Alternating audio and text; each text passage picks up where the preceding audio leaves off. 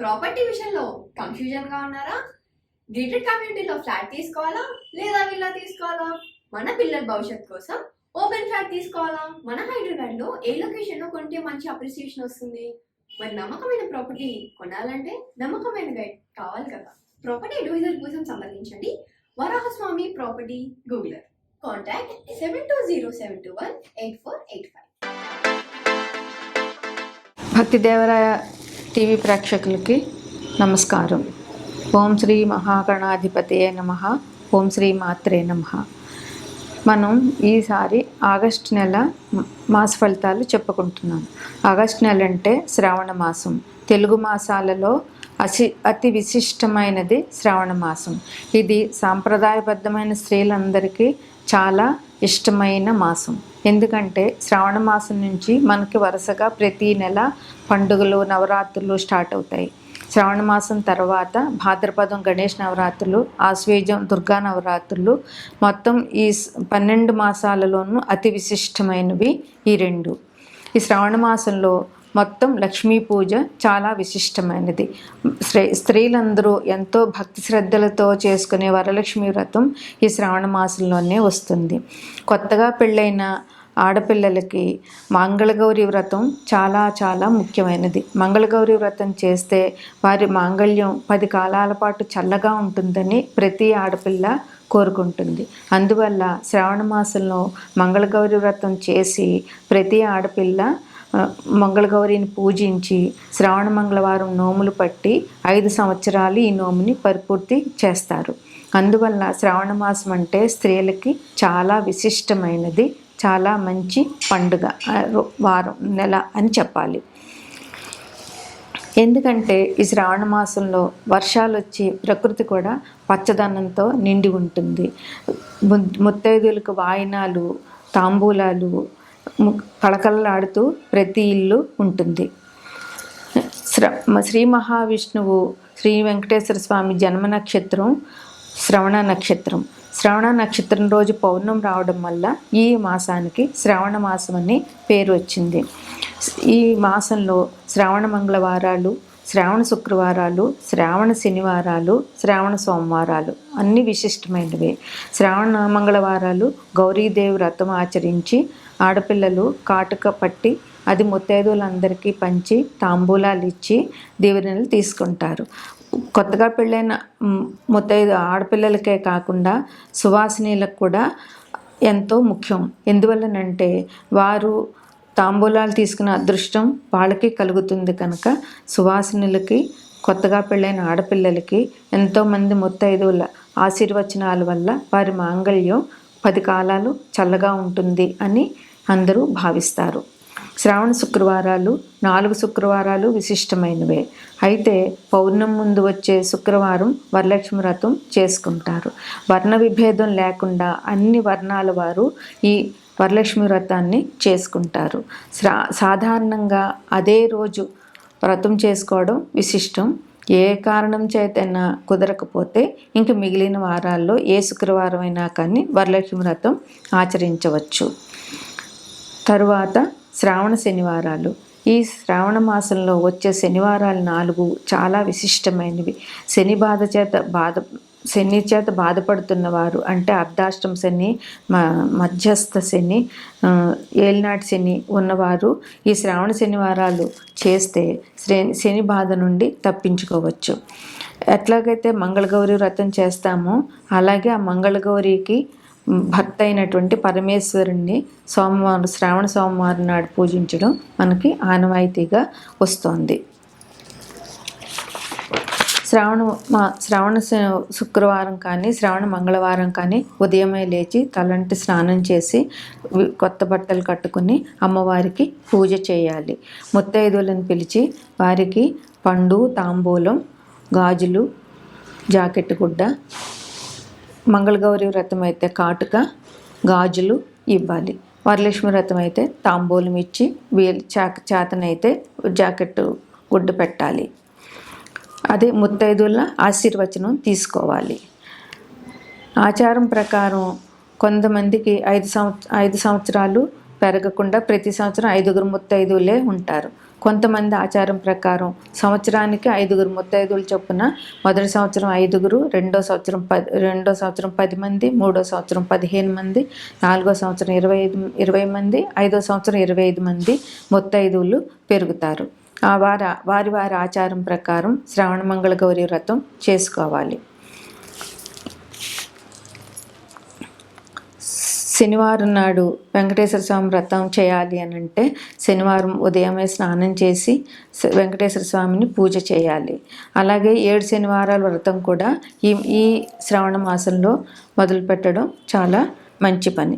జాతకంలో ఏలినాటి శని దోషాలు ఉన్నవారు, అర్ధాష్టమ శని ఉన్నవారు, అలాగే మధ్యస్థ శని ఉన్నవారు ఈ వెంకటేశ్వర స్వామి ఆరాధన చేయడం వల్ల శ్రావణ శనివారాలు వారు ఆ ఇబ్బందుల నుంచి శనిదేవుని బాధల నుండి తప్పించుకోగలుగుతారు.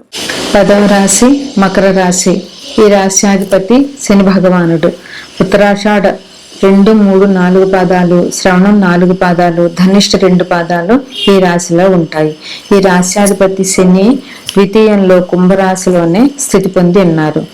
ఈ రాశి వారికి కుటుంబ సభ్యులతో దైవ దర్శనం చేసుకునే అవకాశం ఈ మాసంలో ఉన్నది. అందువల్ల వీరు దైవ దర్శనం చేసుకుని అభివృద్ధిలోకి వస్తారని అనుకోవచ్చు. అయితే వీరికి అనారోగ్య సమస్యలు ఈ మాసంలో చాలా కనిపిస్తున్నాయి. ఎందువల్ల ఎలాగంటే సడన్గా కళ్ళు తిరిగి పడిపోవడము, డీహైడ్రేషను, ఒంటరిగా ప్రయాణం చేస్తే స్పృహ తప్పిపోయే అవకాశాలు ఉన్నాయి కనుక ప్రయాణాల విషయంలో తగు జాగ్రత్తతో వ్యవహరించవలసిన అవసరం ఉంటుంది. అందుకని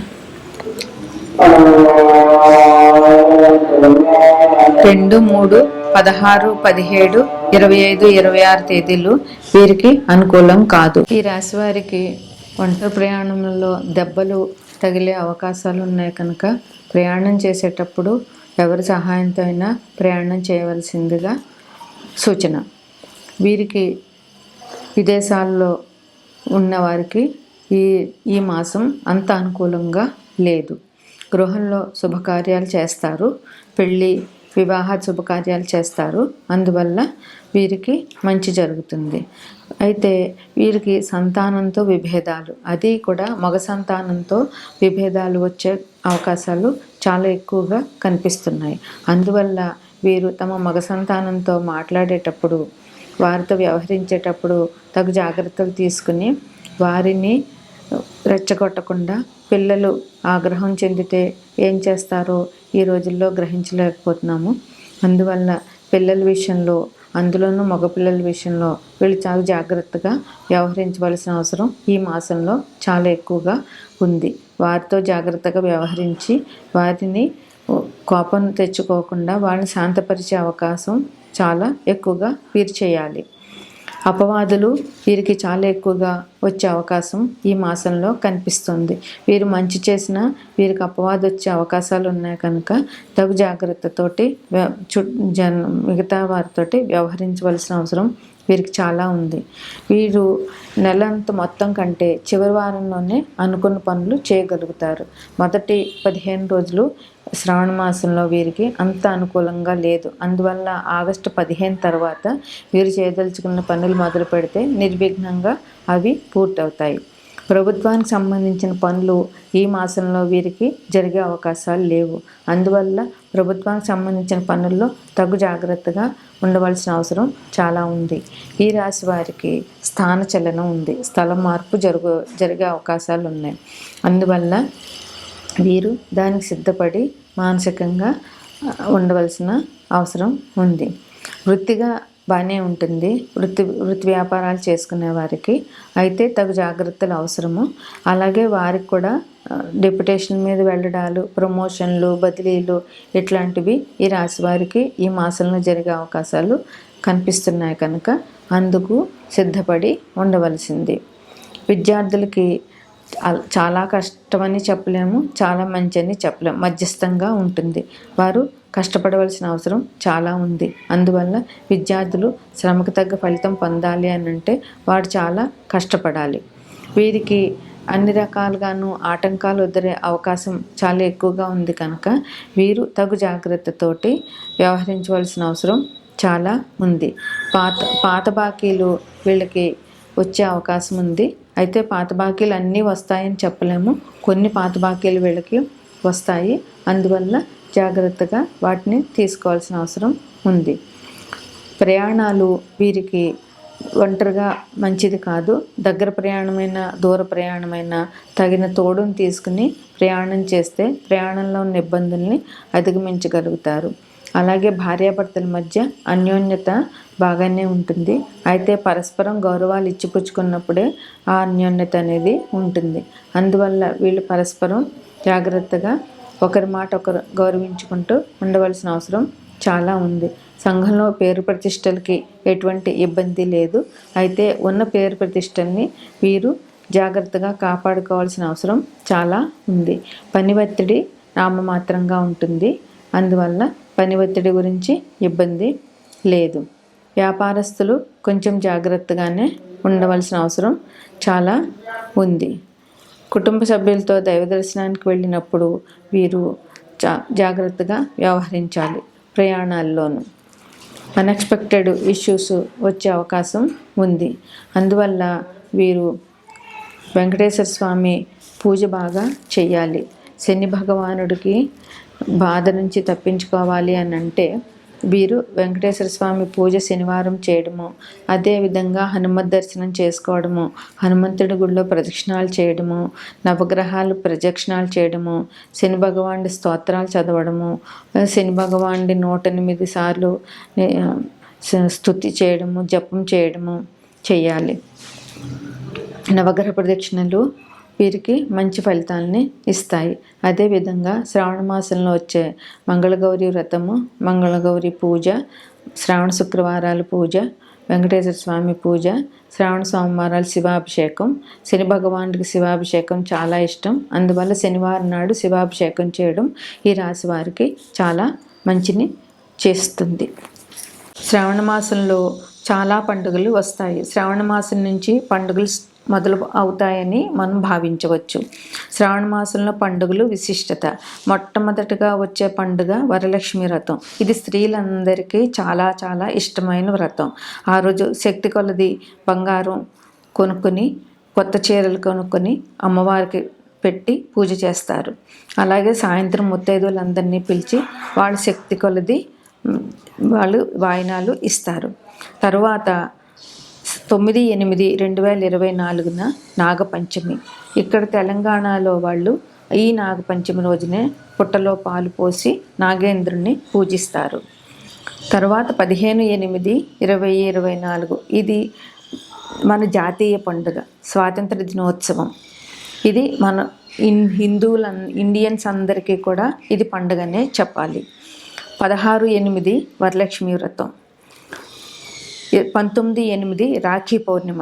దీన్నే జంధ్యాల పౌర్ణమి కూడా అంటారు. అన్నదమ్ములు ఉన్న ఆడపిల్లలు అన్నదమ్ములకి రాఖీలు కట్టి వాళ్ళకి స్వీట్ పెట్టి వాళ్ళ ఆశీర్వచనం తీసుకుంటారు. జంధ్యాల పౌర్ణిమ అంటే బ్రాహ్మలు, రాజులు, వైశ్యులు వీరు వాళ్ళ జంధ్యాన్ని మార్చుకుంటారు. ఇది మగవారికి చాలా ముఖ్యమైన పండుగని చెప్పాలి. 22/8 సంకటహర చతుర్థి.